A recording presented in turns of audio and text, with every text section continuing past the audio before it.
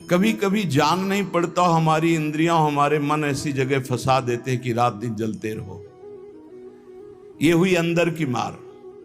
बाहर की मार है, हम किसी से द्वेष नहीं करते, फिर भी कोई हमें गाली देता है, कोई निंदा करता है, कोई मारने का प्रयास करता है, कोई उपहास करता है। ये हर भक्त के जीवन में होता है। तो श्रीपाद कह रहे हैं, दोनों तरह की मार जो सह गया उसका हृदय बन जाता है इस प्रेम रस का रसास्वादन करने के लिए। भगवान देख रहे हैं पर वो चुप रहेंगे। हमारी बात को पकड़ना, जब तक आप परिपक्व नहीं हो जाएंगे तब तक आपको पिटने देंगे। सहो। भगवान आदेश करते हैं, अर्जुन के सामने खड़े हैं, मात्रा स्पर्शास्तु कौन्ते शीतोष्ण सुख दुखदा आगमा पाइनो अनित्यास्तास्तिति क्षस्व भारत। ये नाशवान है, आने जाने वाले दुख सुख है, इनको सो। बड़ी गलती हो जाती है, हम टूट जाते हैं, बाहर की थपेड़ों से अंदर की मार से टूट जाते हैं। इसीलिए हमें भगवदानंद की अनुभूति विलंब से नहीं तो बहुत जल्दी हो जाए। दौड़ पड़ते हैं भगवान जब साधक हर बात चुपचाप सहता रहता है, हर मार सहता रहता है, तो भगवान को फिर देखा नहीं जाता, फिर दौड़ पड़ते हैं और उसके हृदय मंदिर पर प्रकाशित हो जाते हैं, निहाल हो जाता है। श्रीपाद कह रहे हैं, हासम भर्त्सन ताड़नादिषु सदा कुर्वन् विषादम नहीं ग्रासस्याप्यनुपस्थितौ व्यवहरल्लोकेति मुग्धार भवत्। तुम्हारा उपहास होगा, हंसी तुम्हारी उड़ाई जाएगी, बहुत उड़ाई जाती है। घर परिवार के लोग ही हंसी उड़ाने लगते हैं, मित्रजन ही हंसी उड़ाने लगते हैं, ऑफिस के लोग ही उपहास करने लगते हैं, और ज्यादा हो जाए तो ताड़न भी करते हैं, पीट भी देते हैं। ऐसा होता है। घर परिवार के लोग ही ऐसे कितने हमारे पास प्रश्न आते हैं कि हमारे परिवार के जन हमारा भारी विरोध कर रहे। हासम भर्त्सन ताड़नादिषु सदा कुर्वन् विषादम नहीं। सदा तुम्हारा उपहास हो रहा है। बहुत कठिन है प्यारे, बहुत कठिन है। प्रवचन कर लेना सरल है, प्रवचन सुन लेना सरल है, सहना बहुत कठिन है। जब बाहर से निंदा हो और अपमान का समय हो और अंदर से इंद्रियां और मन साथ ना दें, फिर सोचो उस उपासक की दशा क्या होगी। उसी समय सत्संग के वचन उसे बचाते हैं। यदि शास्त्र और सत्संग का स्वाध्याय और श्रवण है तो बच जाओगे, नहीं तो मार देंगे अंदर के शत्रु और बाहर के शत्रु। ये परमार्थ बहुत बड़ी वस्तु है, बहुत बड़ी वस्तु, अनंत जन्मों की बिगड़ी बनने वाली। बस गेम है, थोड़ा सह जाओ, आगे निकल जाओगे, पर बहुत कठिन है। हम इसलिए कह रहे हैं किसी मार्ग पर चल कर बोल रहे हैं। ऐसे पढ़ करके प्रवचन कर लेना अलग है, लेकिन छाती में वार सह के और फिर कदम बढ़ाना, वो आह ही निकलती है। वो प्रभु का बल ही काम करता है। वो आपको गिराने की कोशिश करेगा, उठाने की कोशिश नहीं करेगा। उठा सकते हैं तो महापुरुषों के वचन और भगवान के वचन जो शास्त्र कहे, बकाया और कोई नहीं। जब ये पढ़ते हैं तास्तितिक्षस्व भारत, सह जाए इनको, तो हिम्मत आती है। जो सह गया वही परम पद का अधिकारी हो गया, वही अमृत पद का अधिकारी। हिम्मत बनती, चलो चलो और आगे बढ़ो, सहो। विषादम नहीं, हृदय में विषाद नहीं होना चाहिए। आपका उपहास होगा, तिरस्कार होगा, गाली मिलेगी, निंदा मिलेगी। हो सकता है तुम्हारे मित्र तुम्हारा त्याग कर दें, परिवार के लोग तुम्हारा त्याग कर दें, ऐसा भी हो सकता है। ग्रासस्याप्यनुपस्थितौ व्यवहरल्लोकेति मुग्धार भवत्। हो सकता है कि तुम्हारे खाने पीने की व्यवस्था में भी व्यवधान पड़ जाए। देख लो, तितिक्षु ब्राह्मण को बांध लिया, प्रसाद उसका छीन लिया, उसकी पिटाई की बहुत। एकादश स्कंद में क्या दोष था? केवल भगवान के भजन के लिए दृढ़ नियम लिया था, मौन रहूंगा, बोलूंगा नहीं, चाहे जितना सताया जाऊं, कभी भगवान के मार्गों को नहीं छोड़ूंगा। शुरू हो गया जीवन में उपद्रव उसके।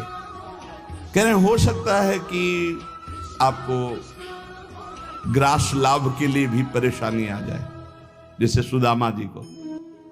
तुकाराम जी भी महाराज, अभी आगे चरित्र, तुकाराम जी भी महाराज कह रहे हैं, अन्न के बिना परिवार त्रस्त हो गया।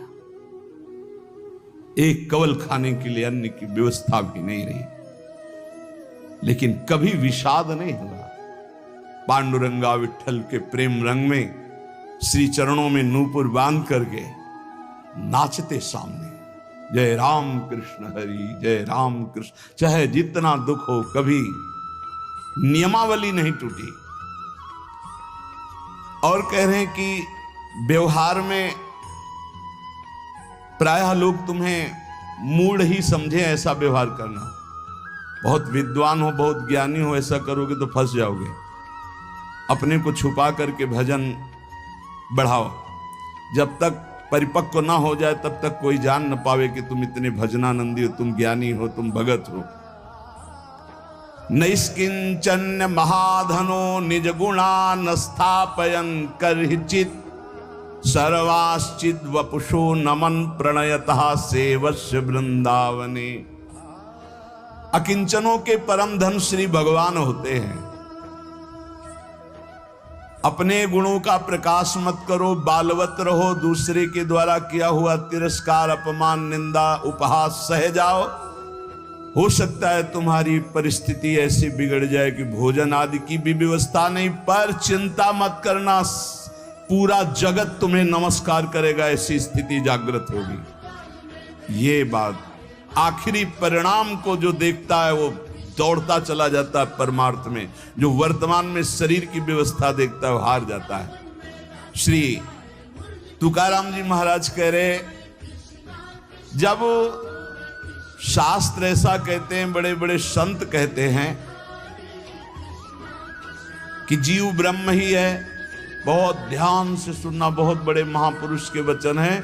बहुत माल मिल जाएगा परमार्थ में चलने के लिए, बहुत बहुत माला माल हो जाओगे अगर पकड़ लोगे।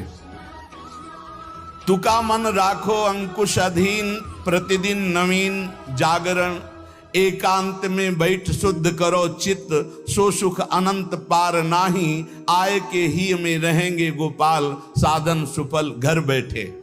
घर बैठे भगवत प्राप्ति का उपाय कह रहे हैं। शास्त्रों में लिखा है, संतों ने कहा है, जीव ही ब्रह्म है, ब्रह्म ही शरीर भाव को प्राप्त होने के कारण जीव कहा गया। बिल्कुल अकाट्य शब्द है, इसमें कोई संशय नहीं। जीव शिवा, शिव जीवा। जो शिव है सब में विराजमान है, वही तत्व है। वो अपने स्वरूप को भूल गया, शिवहम, और इस देह भाव को प्राप्त हो गया तो जीवत्व, उसके आगे जीव कह दिया गया। जैसे कई बार एक बिल्कुल ग्रामीण भाषा में इस बात का उदाहरण दिया कि जीव क्यों कहा गया। जैसे हम देखते हैं कि एक आदमी रिक्शा चलाता है, उसको बोलो रिक्शा, वो खड़ा हो जाएगा। वो क्या रिक्शा है क्या? नहीं। ये भी नहीं कहा ए रिक्शा चालक, ऐसा भी नहीं कहा। रिक्शा, वो खड़ा हो गया। क्यों? वो तदात्म है रिक्शा में। फिर कुछ दिन बाद वो पैसा बढ़ता है, टैक्सी खरीद लेता है। अब उसको बोलो रिक्शा, नहीं खड़ा होगा। टैक्सी, खड़ा हो गया। क्यों? अब वो टैक्सी में तदात्म है। वो टैक्सी नहीं है पर टैक्सी में तदात्म। ऐसे ही शरीर पांच भौतिक है। स्त्री पुरुष इस शरीर का संबोधन है, उत्तम अधम इस शरीर को लेकर के है। वो सच्चिदानंद तत्व एक निर्विकार अनंत घड़ों में एक ही प्रकाशित हो रहा है। जब जीव, श्री तुकाराम जी महाराज कहते हैं, बहुत आनंद का विषय ये साधक के लिए, जब जीव ब्रह्म ही है, ब्रह्म से भिन्न नहीं है, यदि ये संत वचन सत्य हैं, शास्त्र सिद्धांत सत्य है, संतों का अनुभव सत्य है, तो ये सबको प्रतीत क्यों नहीं हो रहा कि सब ब्रह्मानंद स्वरूप हैं? क्यों नहीं प्रतीत हो रहा? बहुत सुंदर बात है। भगवान सर्वगत हैं, सब में हैं, समरूप हैं, बराबर, कमी बेसी नहीं कि चींटी में छोटा भगवान है, हाथी में बड़ा भगवान है। वो आत्म तत्व देवता में, ब्रह्मा में, चींटी में, हाथी में, सब में समान है। और जो ऐसा देखता है वही ज्ञानी है। विद्या विनय संपन्ने ब्राह्मणे गवि हस्तनी स्वनी चैसो पाके च पंडिता समदर्शिना। जो विद्या विनय संपन्न ब्राह्मण में, गाय में, हाथी में, कुत्ते में, चांडाल में एक ही परमात्मा तत्व को देखता है, वही परम ज्ञानी महात्मा पंडित कहा जाता है। पंडितः समदर्शिना। वो परमात्मा सम है, सर्वगत है, सबके हृदय में है, सब भूतों में है, अर्थात सब जीवों में है। वो सर्वभूतांतरात्मा कहा गया है, वह सर्वव्यापी कहा गया है, वह सर्व साक्षी कहा गया है। वो जल में है, वो थल में है, वो काष्ठ में है, वो पाषाण में है। कोई जगह खाली नहीं जहां भगवान ना हो। फिर तुम क्यों नहीं देख पा रहे हो कि भगवान है? इतना सुलभ परमात्मा सर्वत्र है, फिर तुम अनुभव क्यों नहीं कर पा रहे? तुकाराम जी प्रश्न कर रहे हैं, तुम क्यों नहीं अनुभव कर पा रहे हो? वह परमात्मा अखंड आनंद स्वरूप है, वह परम पवित्र है, रम्य है। तो तुम सुख के लिए भोगों में क्यों घूम रहे हो? अखंड सुख परमात्मा स्वरूप को क्यों अनुभव नहीं कर रहे हो? सब जीव क्यों नहीं दौड़ पड़ते भगवान की तरफ? जब सुख सिंधु भगवान है तो झूठे सुख माया की तरफ लग के क्यों नहीं दौड़ पड़ते? कौड़ी कौड़ी के लिए रात दिन मरा करते हैं, कहीं भी सुखानुभूति नहीं, चिंता शोक भय अशांति। इस संसार से किनारा काट के क्यों नहीं भगवान को प्राप्त कर लेते? ये भाव नदी बड़ी दुस्तर है, मोह माया रूपी, विषय वासना रूपी ऐसा जल भरा है कि इसको काट कर निकल पाना बड़ा कठिन है। संसार इसी दुख में गोते खा रहा है। सुख समुद्र भगवान में क्यों नहीं? जबकि सबके हृदय में, सबके समीप है, सबके साक्षी, सब रूपों में है, और वही आनंद स्वरूप है, और उन्हीं की हम खोज कर रहे हैं, आनंद समुद्र की। पर क्यों नहीं इस संसार से राग हटा के क्यों नहीं परमात्मा का भजन करते? श्री तुकाराम जी कहते हैं यही सबसे बड़ा आश्चर्य है माया का। यही माया का सबसे बड़ा आश्चर्य है कि आनंद सिंधु भगवान सबके हृदय में है, सब रूपों में विराजमान है। और सही पूछो तो आनंद सिंधु का बच्चा आनंद सिंधु के समीप बिल्कुल है, बस कूदने की जरूरत है। पर वो इधर ना मुड़ करके वो इधर मुड़ा हुआ संसार की तरफ है। जीव ऐसी उल्टी बोली बोलता है कि संतों को उनकी बात सुनकर हंसी आती है। वो उल्टी चाल चलते हैं। भगवान इधर दाहिने, वो सदैव बाएं चलेंगे, बाएं बात वाम मार्ग में चलेंगे। शास्त्र के विपरीत चलना बाएं मार्ग में चलना है। अरे भाई उल्टा बोलना छोड़ दो, उल्टा चलना छोड़ दो, अभी आनंद में डूब जाओगे। अरे पूछो मत, उल्टा बोलना शुरू करे तो कान में उंगली देने लगी बात आ जाए। उल्टा चल रहे हैं, उल्टा बोल रहे हैं, बहुत। और इंद्रियां मन इतने दुष्ट हैं कि पूछो मत, जरा सी चूक हो जाए नरक में फेंक दे, नरक में फेंक दे। सही मार्ग में आओ, मैं प्रभु का हूं, मैं मुक्त ही हूं, मुझे मुक्त नहीं होना। मैं महान सुखी हूं। किसी के भी पूछने पर मत कहो मैं दुखी हूं। किसी के पूछने पर मत अपनी समस्याएं बताओ। किसी के पूछने पर मत कहो कि मैं ऐसा हूं। नहीं, जैसा बोलोगे वैसे ही सत्य भाव होता चला जाएगा। दुख है लेकिन नहीं, मैं दुखी नहीं, ये मन बुद्धि इंद्रियों का खेल है, मैं सच्चिदानंद भगवान का अंश हूं। निकल जाओगे माया से। सचमुच सचमुच चाबी दाहिने घुमाओगे तो ताला तुम्हारा बंद होता चला जाएगा, बाएं घुमाओगे तो ताला खुल जाएगा। मन के अनुकूल चलोगे तो ताला बंद होता चला जाएगा ब्रह्मानंद का। और मन के प्रतिकूल बाएं घुमा दो, अर्थात प्रभु की तरफ, अभी आनंद में डूबी। बड़ा दुष्ट है, बड़ा दुष्ट है मन। ये हम ऐसे नहीं बोल रहे, खूब जांच के बोल रहे हैं, खूब जांच के बोल रहे हैं। ए भाई, कभी मन को दुलार करने में मत फंसना, नहीं किया कराया सब चौपट कर देगा। हमारे शब्द लिख लो, जो मन को दुलार करने में फंस गए, जो मन कहे वही करो, नष्ट हो जाते हैं, बहुत बुरी तरह नष्ट हो जाते हैं। जिधर जा रहे हो वो रास्ता ठीक नहीं है। काम क्रोध लोभ मोह मद मत्सर ठग लगे हुए हैं, सब लूट लेंगे, नरकगामी बना देंगे। और यहाँ आपसे सच्चे हृदय से कहता हूं, वृंदावन में बैठ के कोई किसी का नहीं, सब अपने सुख के लिए प्यार करते हैं। बात बैठा लो दिमाग में, तुम अगर सोचते हो कि किसी को हम प्यार के द्वारा दुलार के द्वारा ठीक कर देंगे, संभाल देंगे, तो वो ठीक होगा कि नहीं, लेकिन तुम खराब हो जाओगे, तुम नष्ट हो जाओगे। ये बात हृदय में बैठा लो। सीधे अपने मन को शासन पे लेकर इंद्रियों को भगवान में लगाकर पावन कर लो तो कर लो, नहीं तो बहुत बड़ा माया जाल है, फिसलते चले जाओगे। संसार की तरफ पीठ करो और दौड़ पड़ो भगवान की तरफ। राधा राधा राधा राधा, यही दौड़ना है। ना अगल देखो, ना बगल देखो, ना पीछे देखो, सीधे आगे देखो, राधा राधा राधा, दौड़ते चले जाओ। ये संसार का प्रवाह जहां से प्रकट हुआ है उस उद्गम स्थान पे पहुंचना पड़ेगा। उद्गम मूल स्थान कौन है? श्री कृष्ण। ऊर्ध्व मूल मधा शाखा मस्तम प्रावरभ्यम। सचमुच सचमुच तुम मुक्त हो, तुम सुखी हो। केवल तुम जानबूझकर बड़ अपने आप में बंध गए हो। तुम ब्रह्म स्वरूप हो। तुकाराम जी कहते हैं तुम्हें कोई कठिनाई नहीं भगवत प्राप्ति की। तुम भगवत स्वरूप हो, तुम परमार्थ स्वरूप हो, तुम जीव नहीं हो, तुम अपने संकल्प से बंध गए हो, तुम संकल्प से मुक्त हो जाओगे। मैं बंधा हुआ बहुत नीच हूं, ये वो रोते रहो, जन्म जन्म रोते रहो, कभी ठीक नहीं होगी। अरे तुम भगवान के स्वरूप हो ऐसा समझकर एक बार हिम्मत कर निकल जाएगा। या कैसे तुम्हें बताएं, बड़े बड़े बुद्धिमानों की बुद्धि में ऐसे अंधेरा फैला करके फंसा ले, उसका नाम माया है।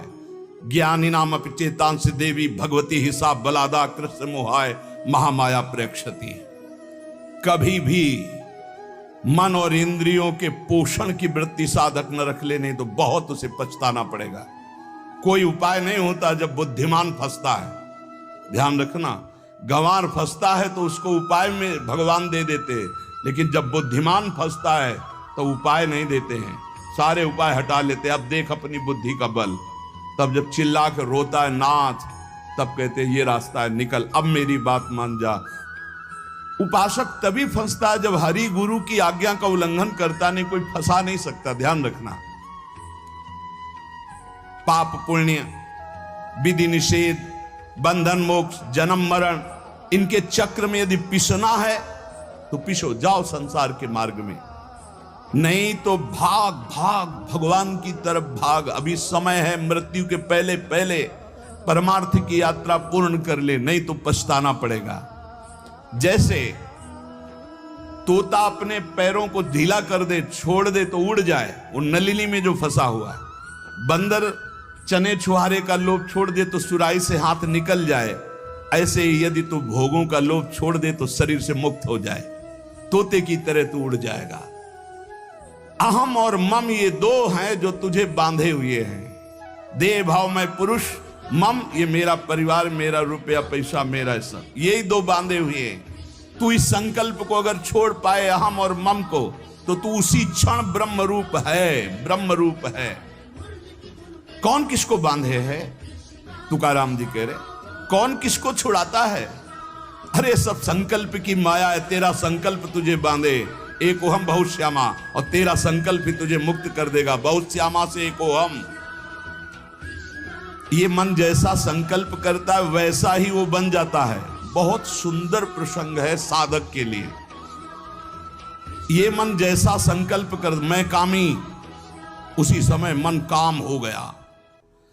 संकल्प, कल्पना, संसार, वासना, वृत्ति, मन, माया, ये 7 पर्यायवाची शब्द हैं एक माया के। मन, कल्पना, सारा संसार, वासना, वृत्ति, माया, ये सब एक ही पर्यायवाची शब्द है, इसी का नाम माया है। मन में दौड़ रहे हैं, जहां मन जैसे गया, कल्पनाओं में घूम रहे हैं, जिसे कहा जाता है बहुत ज्यादा सोचना, कल्पना करना, ओवर थिंकिंग। संकल्पों में ऐसा कर लूंगा, ऐसा कर लिया है, ऐसा आगे हो जाएगा। वासना, ये भोगा, ये भोग लूंगा, वृत्ति हर समय रुपया पैसा संसार का चिंतन, मन संकल्प विकल्प करता रहता है। यही मैं मोर तय तोर, यही एक शब्द है बंधन। यही शब्द पर्यायवाची शब्दों में इनको कहा गया संकल्प, कल्पना, संसार, वासना, वृत्ति, मन, माया, लेकिन ये एक ही है। जीव स्वयं से बंधा है, उसे स्वयं से छूटना होगा, कोई छुटा नहीं सकता। केवल उपदेश दिया जा सकता है, साधन बताया जा सकता है, लेकिन चलना तो आपको ही होगा। अहमता और ममता ये दो हैं जिनसे तुमने स्वयं को बांध रखा है। इनको स्वयं से तुम्हें काटना होगा, तभी तुम मुक्त होगे। जे भी तुम्हारे संकल्प भस्म हुए, उसी समय तुम ब्रह्म स्वरूप प्रकाशित हो जाओगे। जैसे उज्जवल सोने का मल नष्ट होता है तो दमकने लगता है, ऐसे ही ब्रह्म स्वरूप आपका प्रकाशित हो जाएगा जिस समय आप भोगों का संकल्प त्याग देंगे। कामना, कल्पना, यही मोक्ष में बाधा पहुंचा रहे हैं। कामना, कल्पना, वासना, मन तुम्हारा संकल्प। असद्दधाना पुरुषा धर्मस्यास्य परंतप, अप्राप्य माम निवर्तन्ते मृत्यु संसार वर्तमनि। यदि मेरी बात पर श्रद्धा कर ले तो इसी क्षण मुक्त हो सकता है। वर्ष 2 वर्ष, महीना 2 महीना नहीं, कोई संकल्प नहीं, कोई कामना नहीं, प्रभु के सिवा कोई चिंतन नहीं। अब मेरा लक्ष्य भगवत प्राप्ति, अपने स्वरूप में स्थित होना। जीव की अगर ऐसी श्रद्धा हो जाए मेरे वचनों पर तो अभी भगवत प्राप्ति हो जाए, क्योंकि भगवत स्वरूप है पर श्रद्धा होती नहीं ऐसी, इसलिए उसे इतना प्रपंच झेलना पड़ता है। अगर संत महापुरुषों, गुरुजनों, शास्त्रों पर श्रद्धा हो जाए तो बहुत जल्दी भगवत प्राप्ति हो जाए। श्री तुकाराम जी महाराज अपने दृढ़ निश्चय से साधन पथ पर चलते। कथा, कीर्तन, व्रतानुष्ठान, भगवत चर्चा, श्रवण, सदग्रंथों का पाठ और रात दिन गुरु प्रदत्त राम कृष्ण हरि, इसी का जप और इसी का कीर्तन। स्वप्न में बड़े बड़े महापुरुषों के दर्शन होने लगे श्री तुकाराम जी को। नामदेव जी, बड़े बड़े महापुरुष जो नाम जापक, सबसे सानिध्य सबका।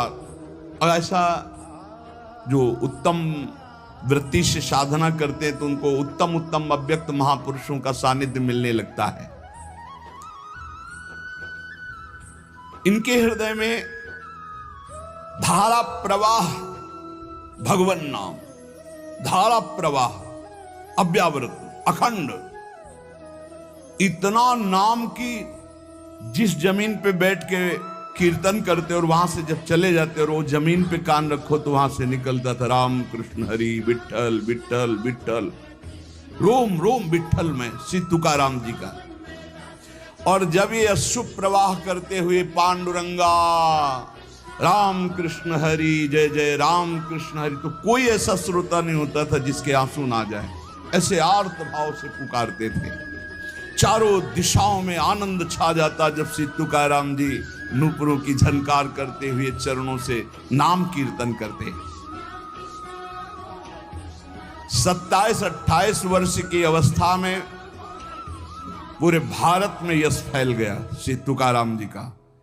महाराष्ट्र में तो था ही, पूरे भारत में फैल गया कि ऐसे अद्वितीय महापुरुष। इतनी कम अवस्था में ऐसी लोक मान्यता, ऐसी प्रतिष्ठा किसी बिरले को प्राप्त होती है। 28 वर्ष की अवस्था में पूरे भारत में श्री तुकाराम जी महाराज का पावन यश। अगर अधकचरा योगी हो तो इसी में फंस जाता है, अपने यश के भोग में फंस जाता है, आगे नहीं बढ़ पाता है। कैसे फंस जाता है? जहां यश कीर्ति हुई, लोग इकट्ठा होना शुरू किए, फिर वो नाना प्रकार की स्तुति गान, नाना प्रकार। एक बार हम जब गंगा किनारे भ्रमण कर रहे थे तो एक वयोवृद्ध महात्मा, भगवत प्राप्त ब्रह्मबोध संपन्न महापुरुष, तो उन्होंने नजदीक बुलाया और कहा, बच्चा हमारी बात को जीवन भर याद रखना, ये संस्कृति है, संसार संस्कृति, जन्म मरण का चक्र। जब तुम्हारा भजन बनेगा तो तुम्हें सरकार कहेंगे, भगवान कहेंगे, और भगवान और सरकार कह के सरका देंगे भगवान से। बचना भगवान कहलाने से और बचना सरकार कहलाने से। निरंतर भगवदाकार वृत्ति की आशा करो कि हमारी वृत्ति भगवदाकार रहे। तो यहां श्री तुकाराम जी कह रहे, प्रायः जब यश प्रकट होता है सच्चे उपासक का पूर्व पुण्य या इस जन्म के भजन के प्रताप से, तो उसी का वो भोग करके संतुष्ट हो जाता है। बहुत ही यश कीर्ति है, बस उसकी साधना फिर जो आंतरिक थी वो शिथिल होने लगती है। लोग स्तुति गान करने लगते हैं तो ये 5 उसे फंसा लेते हैं, शब्द, स्पर्श, रूप, रस, गंध। श्री तुकाराम जी कहते कैसे अब शब्द फंसाते हैं उसे। पहला शब्द है ना, शब्द, स्पर्श, रूप, रस, गंध, तो शब्द फंसाते हैं। माया के द्वारा भेजे हुए लोग आने लगते हैं, माया के द्वारा। भगवान के द्वारा क्यों नहीं कहते? क्योंकि भगवान के द्वारा प्रेमी भक्तों का मिलन होता है, मायावियों का नहीं। माया के द्वारा भेजे लोग आने लगते हैं और वो स्तुति गान करने लगते हैं। आपका तो अवतार हुआ है मेरे उद्धार के लिए, आप तो साक्षात स्वयंभू भगवान हैं, न जाने क्या क्या, न जाने क्या। प्रणाम है उनकी वचन को, उनकी श्रद्धा को, लेकिन तुम क्या हो, ये बात तुम्हें ध्यान नहीं भूलना चाहिए, ये ध्यान रखना चाहिए। वो भूल जाता है और शब्द का भोग करने लगता है। बड़ाई के शब्द, सम्मान के शब्द, स्तुति के शब्द, संस्कार जो साधना के पढ़ने चाहे थे वो ये संस्कार बदलने लगे। बहुत ही आगे आप सुनिएगा, बिल्कुल छान छान करके परमार्थ को रख दिया तुकाराम जी ने, होश उड़ा दिया अच्छे अच्छे के। श्री तुकाराम जी कहते सीधे साधे भोले भाले आसपास लोग जमा होने लगे, स्तुति करने लगे। जय हो, तुम्हारा तो अवतार हमारे लिए हुआ है, लिखे हैं, तुम्हारा तो अवतार हमारे लिए हुआ है। बस आडंबर की चादर ओढ़ना प्रारंभ हो गई। अब जो एकांतिक भजन, अंदर चिंतन, भगवत प्राप्ति, आराधना, वो तो सब गोल। अब शब्द ने मार दिया, शब्द में फंस गए। अब अगर कहीं थोड़ी साधना चलती रही तो चमत्कार प्रकट हो जाते हैं, रिद्धियां, सिद्धियां। ये बहुत अच्छे साधकों में होती, कोई साधारणों में नहीं होती। चमत्कार और भीड़ इकट्ठा। वो चमत्कार से जिस पहाड़ पर चढ़ना चाहता था ब्रह्मबोध, भगवत प्रेम, बदल गया रिद्धियां सिद्धियां। इसीलिए गोस्वामी तुलसीदास जी ने कहा है, रिद्धि सिद्धि पेरे बहुआई, बुद्धि लोभ दिखावे भाई, होए बुद्धि जो परम सयानी, तिन तन चितई ना नहित जात। हमारा अनहित हो जाएगा अगर रिद्धियां सिद्धियां स्वीकार कर ली तो भगवत प्राप्ति नहीं होगी। विडंबना ये हुई कि जहां से उसको निकलना था वहीं फंस गया और दंभ करने लगा, दंभ शुरू हो गया। अब लोगों से अपने को श्रेष्ठ दिखाने के लिए नाटक शुरू हो गया। एकांत में चाहे 5 मिनट आंख मूंद के ना बैठते हो, लेकिन जब सामने तो फिर आंख मूंद के बैठ, ध्यान। वो ऐसा भागवतिक स्वरूप, ऐसा भागवतिक नाटक दिखाना। शुद्ध अंतःकरण से चला था परमार्थ ब्रह्मबोध प्राप्त करने के लिए, दंभ और पाखंड का प्रवेश हो गया। तुकाराम जी कहते हैं, मैंने कितनों को गहरा करके ऊपर से नीचे गिरते छाचित देखा है, इस माया ने गिराया है। हम बात करते हैं उन सावधान साधकों के लिए जो भगवत प्राप्ति के लिए चल रहे हैं। बहुत चलनी लगा करके एकदम एक भी जैसे दाना दाना एकदम चमकता हुआ, कोई कूड़ा करकट नहीं, ऐसी वस्तु दे रहे हैं श्री तुकाराम जी।